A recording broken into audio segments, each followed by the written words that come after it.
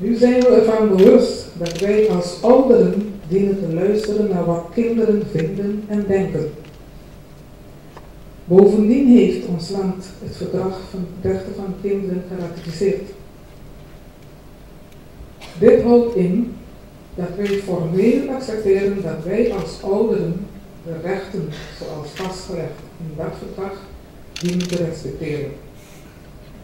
Verder houdt de ratificatie in dat wij alle maatregelen zullen treffen om de rechten van dat verdrag te doen gelden. We leven nu in een heel ander tijdperk dan toen ik opgroeide. In dit tijdperk moeten we de kinderen de mogelijkheid geven om mee te laten praten, mee te laten discussiëren over te voeren beleid of strategiebepaling. Participatierecht heet dat. Hoorrecht.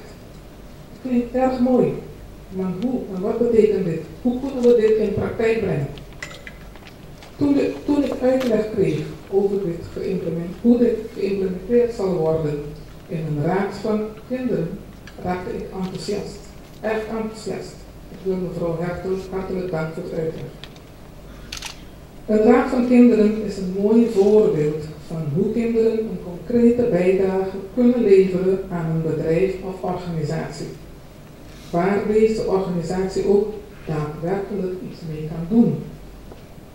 Een raad van kinderen is een mooi voorbeeld hiervoor. We zijn erg trots, heel erg blij dat de kinderen van groep 8 van het funderend onderwijs van St. Paulus College van Grootkwartier de primair hebben om deze eerste raad van kinderen buiten Nederland te worden. Dus, eerste raad van kinderen van Curaçao wordt. Het effect dat dit zal hebben op de ontwikkeling van deze kinderen is enorm.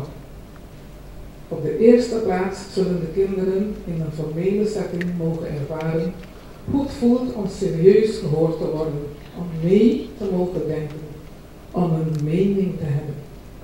En vooral ook dat zij een bijdrage mogen leveren aan de ontwikkeling binnen een bestaande organisatie.